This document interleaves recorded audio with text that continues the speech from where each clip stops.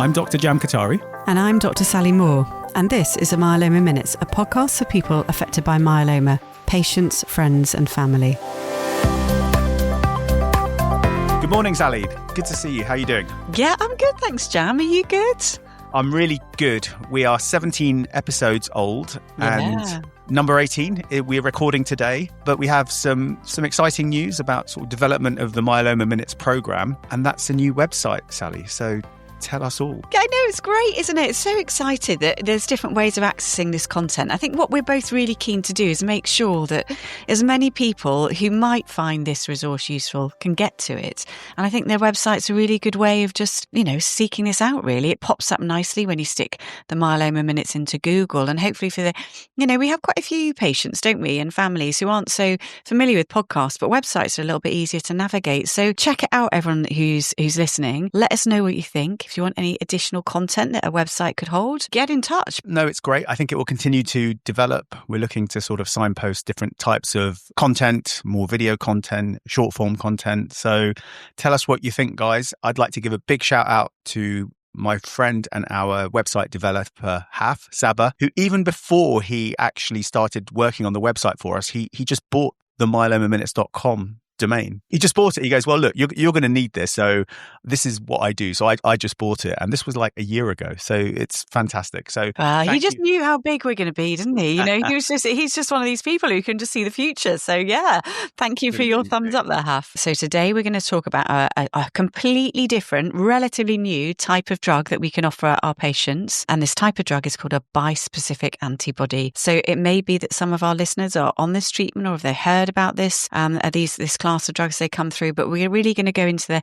nitty-gritty of why these drugs are different, how they work differently, and related to that, what you need to look out for if you're on them, and what we need to look out for as a clinical team to make sure that they work as best they can, but also people are safe and well on them. We are going to talk broadly about bispecific antibodies, aren't we, Sally? Because they've been available on the NHS now for just over a year, but a bit longer in different parts of the world. And of course, they've been in clinical trials for many years. A lot of our listeners will have heard about antibody treatment. And of course, many of them will have had antibody treatment such as daratumumab or isatuximab. But what is a bispecific antibody and how are they different to antibodies that we have been using more broadly for the last few years? Yeah, really, really interesting question. Let's have a go at this and then let me know how I get on, Jam, and fill in the gaps where it gets a bit confusing, because this is really clever technology, a bit like the Trojan horse technology in that newer drug belantamab,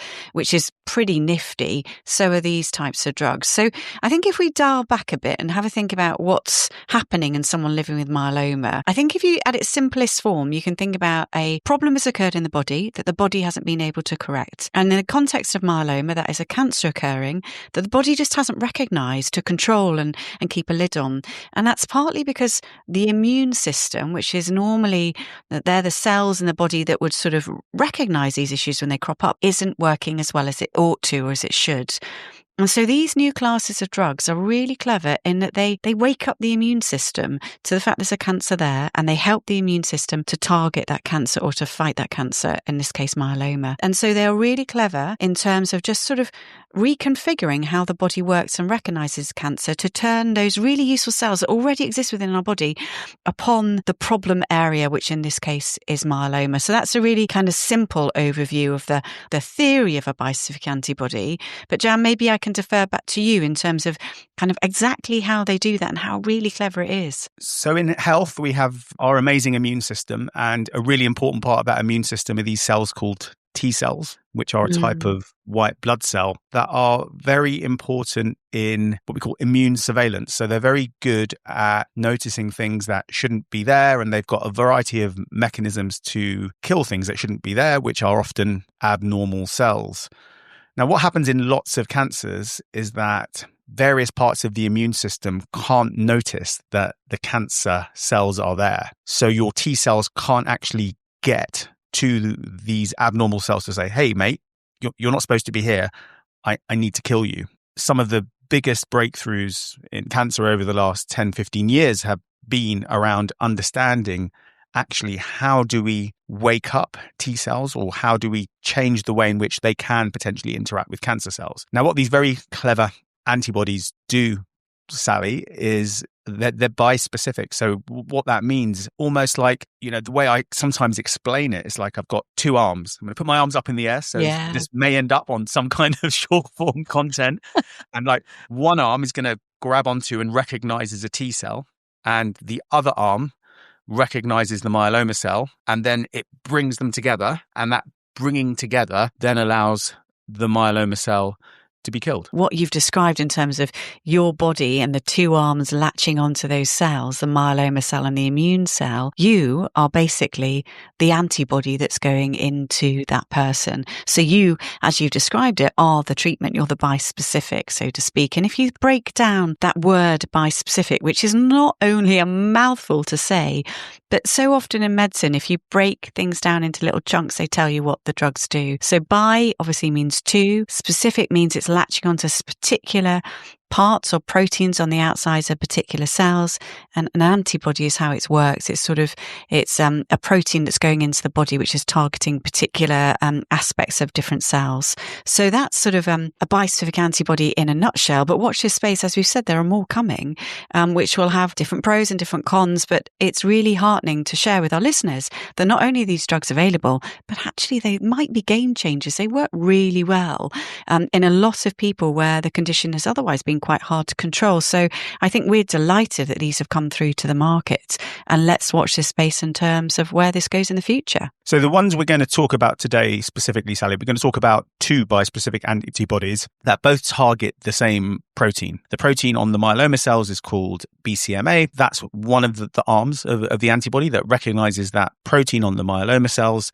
And that's actually the same protein that is targeted by the drug belantamab, which we also mentioned and of course talked about a few weeks ago. And the other arm of that antibody attaches to a specific protein on the T cells. So these drugs have different names now, of course. God, who names these drugs? So one is called elranatamab and one is called teclistamab. But broadly, they do the same thing.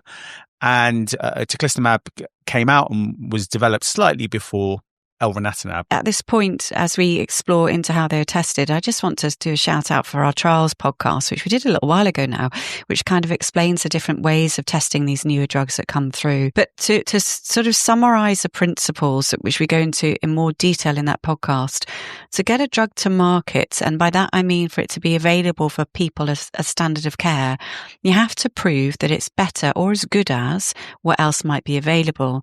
They tend to be explored or tried first on patients in an early phase trial where other treatment options aren't available.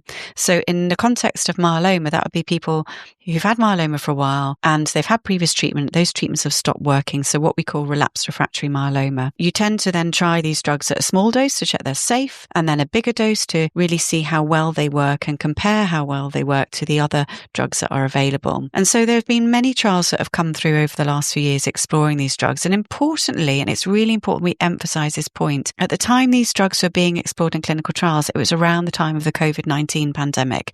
And I will refer back to that, or we will talk to that in a minute, because that is relevant in terms of the risk of infection that goes hand in hand with these drugs. But so they were first sort of explored in the context of clinical trials around 2018, 19, 20 in people who had run out of options. And what's been found subsequently in terms of how well those people fared is it seems that these drugs not only worked in more people than you'd expect, but they work for longer in those who responded. And so actually, where in the past we may have felt that when you've had previous treatment, just don't expect so many good long responses, your responses might get shorter. These drugs turned it on the head. It looked like instead of just saying to someone, a treatment may only work for a couple of months because the last treatment worked for 6 months, this might only work for 3 months. These treatments, where they had an impact, that could go on for many, many months, if not years. And that's why they are potentially so exciting and we're so pleased to be using them. So yeah, the two different types of drug, elranatamab and teclistamab, have been available for roughly about the same amount of time. As you say, they target the same protein on the myeloma cells and they work in pretty similar ways. But this is how they exert their effects. But Jam, is there anything else, I guess, to add on in terms of those early clinical trials I think that we may need to consider? I think you make really important points, Sally. I think it was very striking because historically in myeloma, every time, unfortunately, someone has a treatment, it works less well. Many of these people who were on these trials, if they were on an alternative standard treatment, we might say, unfortunately, there's probably only a 1 in 3 chance that this agent is going to work, and it might work for 4 to 6 months. But for both of these agents in the trials that led to their availability, 65% of people were responding. I mean, in this setting, we haven't really seen anything like that for these bispecific antibodies. For those people who were on sort of standard treatments, maybe if 30% respond of those, that do respond, if you took a whole population, it might work for just a few months. But these drugs potentially on average are working for close to sort of 12 to 18 months on average. Really much better than we've seen before. And understandably, there was a lot of excitement within the myeloma doctor community and of course, with all those that are affected. I definitely agree. I mean, really exciting. So to double that sort of the cohort of patients who respond to 1/3 to 2/3, it's not quite unprecedented. I mean, it's funny, isn't it, Jan? We go to these conferences and you see all these new drugs being presented and it's almost like we get used to these amazing response rates now, but they weren't always there. It's not a given. And that duration of response as well, lasting for quite so long. So yeah, fab to have them available, but they do come with unique side effects because they are harnessing the immune system in a very particular way. And I guess that sort of segues a little bit into, we've spoken about how well they might work in the majority of patients, but you do have to look out for particular problems, don't you? And perhaps we should move on to that. Absolutely. And this does come back, and we did spend a bit of time talking about how these drugs work because it is important, because it actually helps explain some of the toxicities, some of the side effects. So I think we should start with the early side effects, Sally. So these drugs are given as subcutaneous injections, so a little injection under the skin. If you remember, as we were just chatting, these drugs are bringing your immune cells, your T cells, and the cancer together. So these T cells are very advanced. They've been evolved over tens of thousands of years, and they contain all sorts of very powerful chemicals and different sorts of products that are very good at killing cells. And when they get activated, they release these products to do the job that they're supposed to do. But now clearly with a drug, we are sort of artificially changing that situation. And a lot of the early toxicity comes because these T cells get very excited. They release all of these chemicals and proteins and things that are designed to kill microbes or other alien invaders, but also, of course, the myeloma cell. And that drives some of these early side effects. So what happens, Sally? And we should probably go through the terminology as well. I describe this phenomenon, let's give it a name, cytokine release syndrome, or we abbreviate that to CRS. It's almost like your immune system, it becomes hyperactive. It goes into overdrive. It's so busy destroying the myeloma that clearly just doesn't happen. It's not a magical event. It's not like the myeloma cells just pop and disappear. The consequence of those cells then dying within the body means that there is this burst of, albeit energy or proteins or cytokines that you've described, which then can impact on the rest of the body. And that is the phenomenon that we see with this side effect called cytokine release syndrome, which is where your body reacts to the fact the drugs are working. And by react, I mean you might notice it in that you feel less well, but you can measure it objectively. Often these drugs are given in hospital, although that may change in the future. And you can see a temperature shoot up, or you might see the blood pressure drop as what's going on internally in the body can be measured externally. And so it's very important during this period of time that you don't want that to be too extreme. So when the drugs are given, we tend to start with a really, really, really small dose to begin with, so the body can adapt to that drug and that potential reaction. And a few days later, if things have gone well or calmed calmed down. Following a reaction, we might give a bit more, and then we increase the dose further. And it's fair to say that after the first couple of weeks of these treatments, because they're given quite close together to begin with, at this increasing or escalating dose. But after the first few weeks of treatment, this phenomenon of your body reacting to the treatment calms down. And it doesn't happen again. It only happens in the very beginning. I think it's fair to say in the UK, during that period of time, in most places, you'll be monitored in hospital. But actually in other parts of the world, particularly in the States, for example, have been more using these drugs for a little bit longer. The doctors and the clinical teams are now more confident to give these classes of drugs to people in the community as outpatients and advise them at a distance what to do if that reaction occurs. But yeah, these reactions need to be taken seriously. They can be problematic. Occasionally, you might need a little bit more than just some treatment with some extra drugs to calm down the inflammation. You might need more support with more intensive monitoring, but they tend to always settle once your body's recovered and you've been treated. You touched on one of the most important ways of minimizing the risk of this, which is the step-up dosing, where you start with a tiny dose and then you wait at least a couple of days and give a slightly higher dose before eventually you get to the treatment dose. Other things that we use in the first few doses, and often, the first month, is steroids, our good old friends, steroids, together with antihistamines and paracetamol, which are good at sort of damping down that immune system. But as you say, in people that get more significant CRS, there are drugs specifically, actually antibody drugs. So we've given you an antibody and now we're giving you a different antibody to damp down the effect of one of these cytokines that can drive a lot of inflammation. We know with these drugs, the chance of getting very significant cytokine release syndrome is relatively low, but severe CRS is a medical emergency. Unfortunately, people can get very sick with low blood pressure, high fever, difficulty breathing. It's very important that we are able to recognize it early and use specific interventions to prevent and also treat. And it should be noted that these interventions are very standardized, and the education and training around this area is only going up every single year as many more drugs are developed, which cause these kinds of early side effects. We've also benefited in the haematology community, at least, from understanding this phenomenon for some time, because actually you see this CRS, the cytokine release syndrome, or this fluctuation in blood pressure or temperature, when you give other types of treatments, which also adapt the immune system in the same way.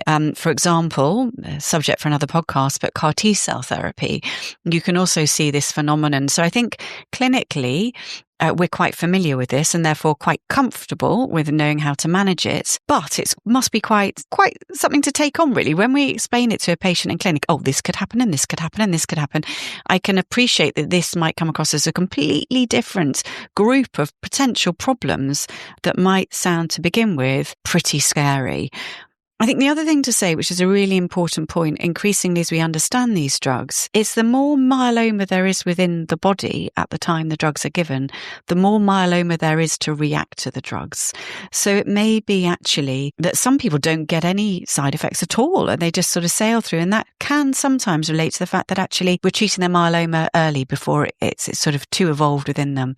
Whereas other people who sadly their myeloma has changed quite quickly and they've got lots of disease in lots of different places, they may be more prone to a reaction and therefore we may want to monitor them more closely. So it can be very dependent on particular patients and individuals. It's not a given you're going to get a reaction, but if you do, it needs to be treated promptly. And I think increasingly we're also appreciating that if you get on top of these reactions early, you might then save them developing into a more severe reaction later. So just to summarize that, really, I think across the country, we're getting more and more familiar with these drugs. Many clinical teams are very au fait with using them. The majority of the side effects you can get on pretty promptly. And once this risk of the CRS is out of the way, you're not going to get it again in the future. And just to touch on what you said about location of treatment, I think as we understand these early side effects even better and we can develop our services, more patients will be able to start as outpatients. And I know in some parts of the country, that's already happening. And we can identify certain groups of people who are more in a position to have these drugs as an outpatient, whether it's relating to geographical location or their age or their fitness or characteristics surrounding their myeloma. But for some people, because of the risk of the early toxicities, we want people in, we want to identify that fever early and be in a position to intervene quickly. Services are going to develop, and they are developing rapidly. One of the other early toxicities is rarer, but it's almost like what we call a neurological or a brain equivalent of the CRS. Now, this has an even longer name, and it's called ICANS. I'm just going to say it once, and then I'm not going to say it again. Immune effector cell associated neurotoxicity syndrome. Don't ask me to say that 5 times quickly, but essentially the inflammation that you get in and around the activation of the T cells and the death of the myeloma cells can cause brain symptoms and signs. And these can be from symptoms like just mild confusion. If it gets very severe, it can cause seizures and even coma. I should highlight that is very rare for these drugs. And severe ICANS is much more of an issue in certain types of CAR T therapy. But we have very robust mechanisms to monitor people for symptoms, which is often confusion. So when people start on these drugs, Sally, we ask them the same 10 questions again and again, don't we? Again and again. Ad nauseum. Apologies for those who've already been through this. But yeah, people get annoyed. They start answering the questions before sometimes I go in and they say, look, I'm just going to give you the answers. Please don't ask me the questions. I know. I can't just take go it away. Stop bothering me. Yeah. So this relates to something called an ICE score, which is an objective way of monitoring someone to see if they're getting these neurological or brain side effects. And it involves things like, which day of the week is it? Where are you? Which year are you in? Am I holding a pen or am I holding a balloon? Can you name X, Y, and Z? But a really important part of this sort of 10-point questionnaire is, can you write a sentence? Because often actually, if you are one of those very rare, slightly unfortunate individuals to develop this particular toxicity, the first thing that you notice is actually your handwriting gets a bit shaky. And so we ask people endlessly to write a sentence, whatever they like. And sometimes it can actually be quite entertaining, the responses you get and the things that people write to you on their piece of paper.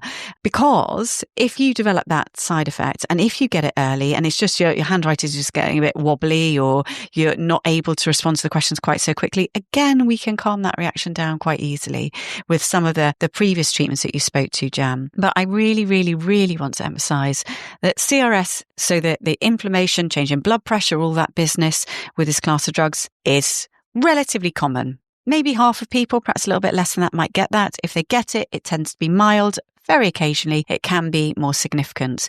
This neurological complication, the ICANS complication, is incredibly rare. You're talking about single figures in terms of percentage, so maybe 1 in 100, up to sort of 5 in 100 patients that you're treating over a given time, maybe not even that much.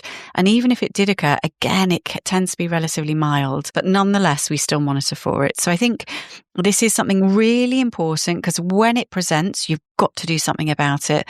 But please, for those who might be those patients might be starting on these drugs, remember it, but don't get too stressed about it because it's much, much more likely you won't get any problems.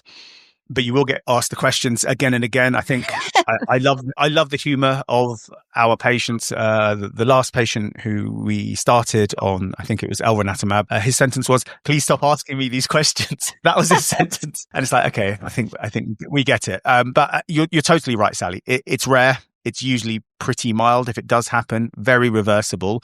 But you will get asked the questions, okay? So just be aware of that. The thing about CRS that we should mention as well is that a lot of the symptoms are very similar to infection. And this is a really, really important point. So making sure that infection is covered and people are treated for infection when they have symptoms of CRS is something that is always thought about side by side. Sometimes you'll always get antibiotics. Sometimes you might not, if maybe your clinician is very sure that it's a CRS event, but it's difficult. And I think if you're not sure, always give antibiotics. People, when starting these drugs, have immune systems that are not ideal. And this leads into the next very important discussion of side effects, Sally, which is infection with this class of antibodies, and specifically the bispecifics that target BCMA. Infection is something that we need to think about extremely carefully when people are on these agents. Absolutely. It's the most important thing. I think there's a lot of attention given to CRS and ICANS by the clinical teams in particular, and I can understand how that might be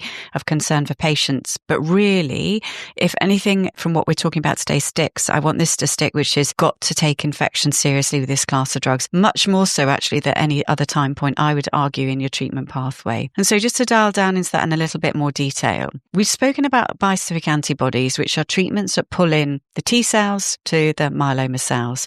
To latch onto the myeloma cells, they target a particular protein on the outside called BCMA. BCMA is also present on healthy plasma cells, and they're the cells which help you make normal, healthy proteins, antibodies to fight infection.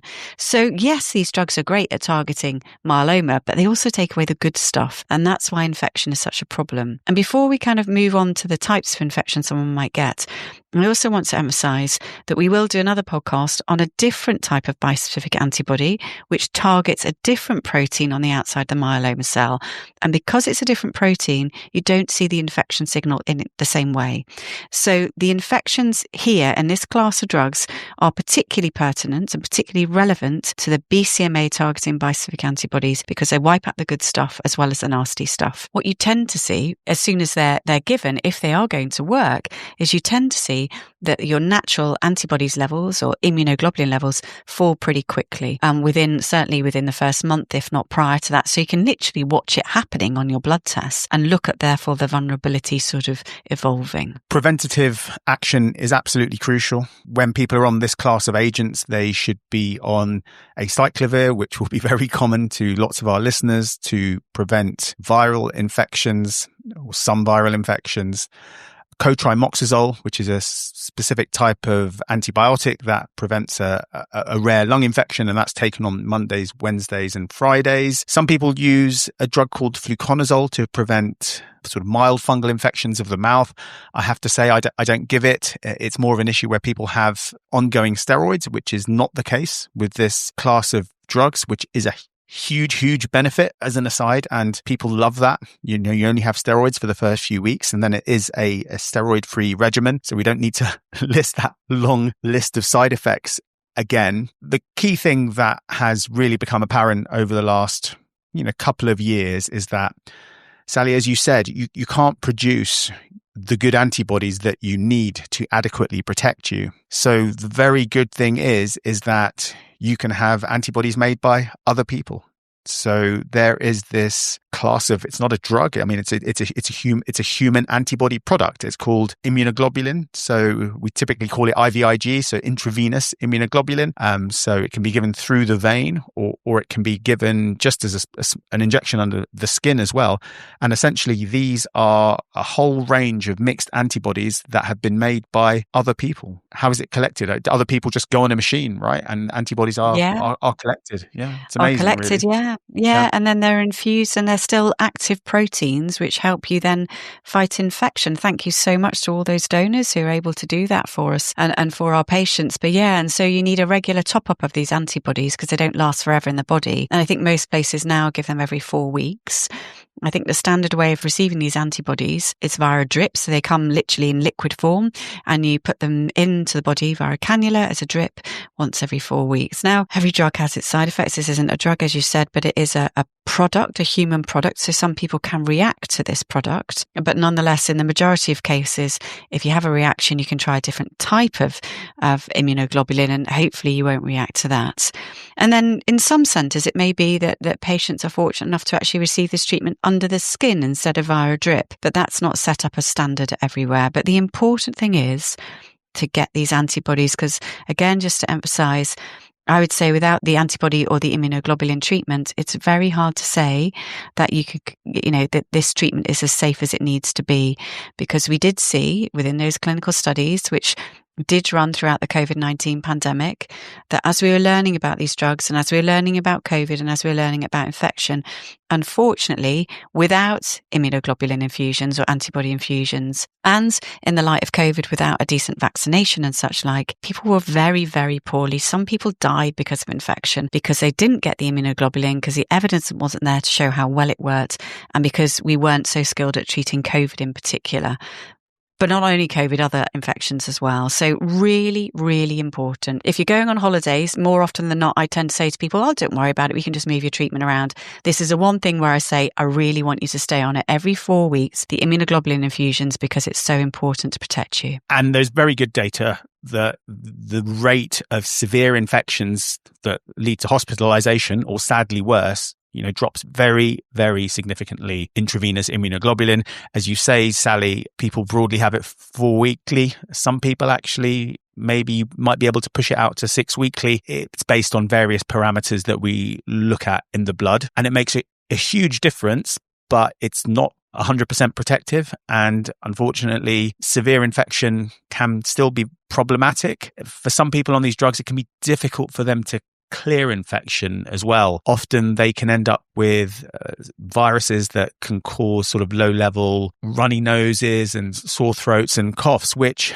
when you sort of capture how serious that is, it's not high on the severity scale, but these things can, stick around for a long time and can impact quality of life significantly. Yeah, definitely. And I've had a number of people in clinic who I've seen, and they just feel like they've always got a cold, and they're sort of like, they don't turn up and complain about it as such, but you really notice it looking after them and seeing them week after week. Oh God, they're sniffing still. Some people, have a cough, which they just can't get rid of. And some people, what you see when you look for it on their blood test, can get re-emergence of viruses, which have been dormant or quiet within their body for years. So you give them these drugs and suddenly you can measure those viruses. They've popped up again, a bit like shingles popping up because you've had chickenpox before. Same kind of thing. You get that with other viruses.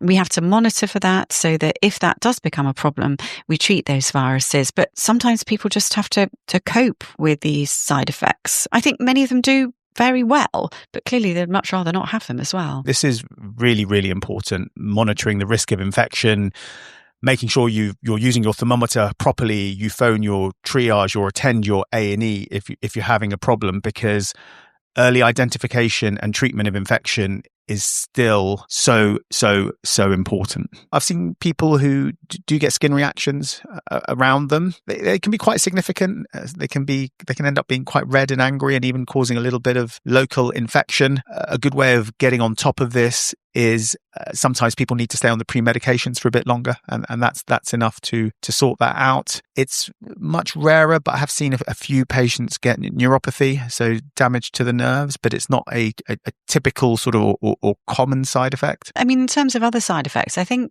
actually otherwise these treatments are relatively clean in that regard. And I just want to also emphasize, Jam, that we talk a lot, don't we, on the podcast? We're here to share our experience, and certain things stick in our mind, particularly when things don't quite go as well as we'd like.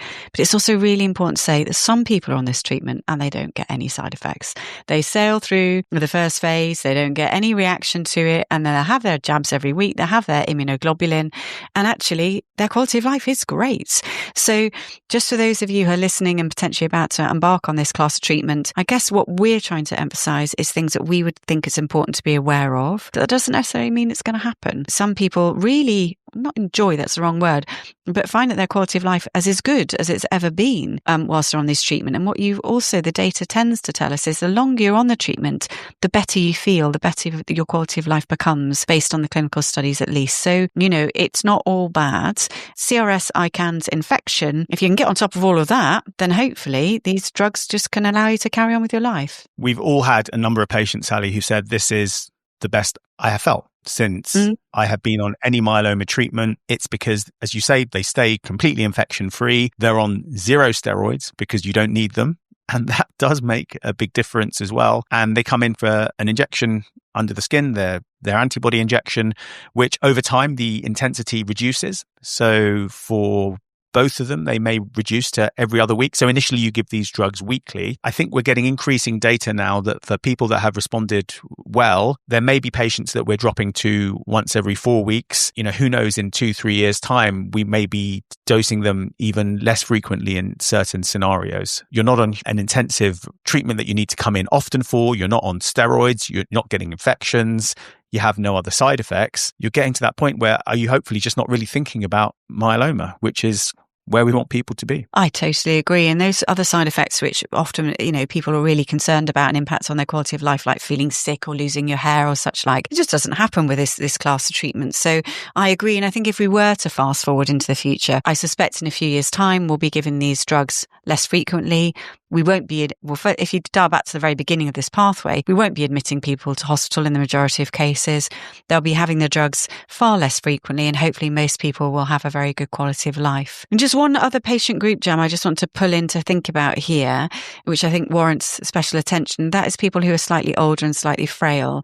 To go back to a conversation perhaps 20 minutes ago we were having about clinical trials, we spoke on our trials podcast about the fact to prove a drug works, you tend to have to be quite selective about who you try that drug on. And so actually what the people we see in clinic, what we call the real world patients, you don't really know how they're going to respond to these newer drugs when they come to market.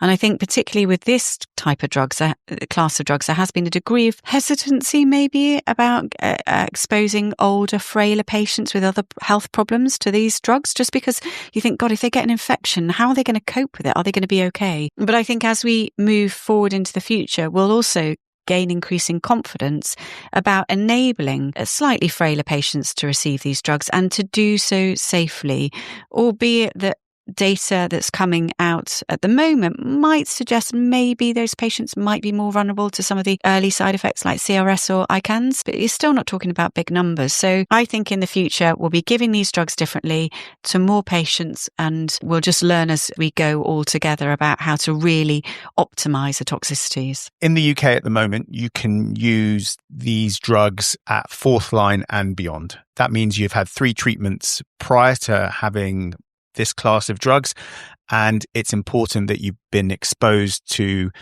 an antibody drug like daratumumab, a proteasome inhibitor drug, which is usually Velcade, and that you've had lenalidomide and your myeloma has stopped responding to lenalidomide. In the future, we're going to be using them earlier in the pathway, and they're already clinical trials looking at using these drugs as a frontline treatment, and a number of centres across the country will be doing these trials, including your site, Sally, and us in Oxford. So I'm going to ask you a question now. We've talked about the 2 drugs. They're both available. They're both available for the same group of patients. Different patients will get teclistamab and other patients will get elranatamab, and people always ask me, well, why do you choose one over the other? Are they different, or do you think broadly they're very similar? We don't yet have enough data to discern any meaningful difference between the two drugs in terms of how well they work. There is a slight difference in terms of when you first start the drug on the teclistamab, you have to have more ramp-up doses, and then the frequency of the dosing is also slightly different. With the teclistamab, you tend to have that every week. With the elranatamab, after a certain number of cycles, it's recommended that you can drop down to fortnightly or even less than that. But I actually think going forward, we'll be modifying how we adjust these drugs anyway and how frequently we give them. So that point almost becomes obsolete.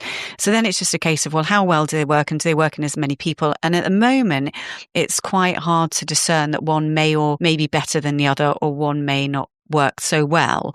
So preference and my approach at the moment is literally to alternate. When I see a patient and I think they're eligible for this class of drug, first person I'll see, I might suggest elranatamab. Next one I'll think teclistamab. So we can collect that experience and the real world data. And so I'm not being biased about one drug over another. But Jam, where are you with this? I think they broadly look extremely similar. I think it's very striking that in both the trials, the response rates were basically exactly the same. The length of remissions, again, broadly very similar. So as you say, there may be real world data that changes our view in the future, but we use both of these agents. So there we have it, Sally. BCMA bispecific antibodies in a pod. For the last 20 minutes, I've been having the YMCA soundtrack just going over and over in my head, just been saying BCMA. But I'm not going to sing anymore, guys. There is a note to end on. Sad life of a myeloma doctor. You kind of give your drugs kind of associations with old disco classics. But anyway, in summary, BCMA bispecific antibodies, a new class of drugs. We've had them for about a year and a half in the NHS that we can use at fourth line and beyond. They have worked and continue to work much better than historically other treatments we've had, much better understanding the new toxicities, the early CRS, modifying and ensuring that we minimize the risk of infection. You don't have steroids with this regimen, and people who don't get side effects and respond often do really well and have a superb quality of life. We're so lucky that these drugs have come to the fore, and they're going to be a backbone of treatment for many years. And, by 2030, Sally, do you think we'll be using them up front, first line treatment? Probably. I wouldn't be surprised. That's what the studies are suggesting, aren't they? Indeed, we're going to have a national study opening soon in older patients where we're using them up front. And as you said, we've got studies going already. So watch this space. Exciting times. But then come the tri-specifics and the quad-specifics. Anyway, I don't know where you go after that. The octo-specifics. Who knows? Let's see. BCMA. Okay, I'm not doing it again. I think the summer holiday is frazzling my brain. Sal, it's been great to chat about BCMA bispecifics with you today, and I look forward to seeing you at the next podcast. All right, cheers, Jam. Take care. Bye. Bye. This has been the Myeloma Minutes. We hope that you found today's pod engaging, interesting, and above all, useful and understandable. Please remember that this does not constitute medical advice. Thank you so much for listening. Please do feedback on what you've enjoyed and what you'd like more of. You can email us at themyelomaminutes@gmail.com, and we'll see you at the next one. Bye.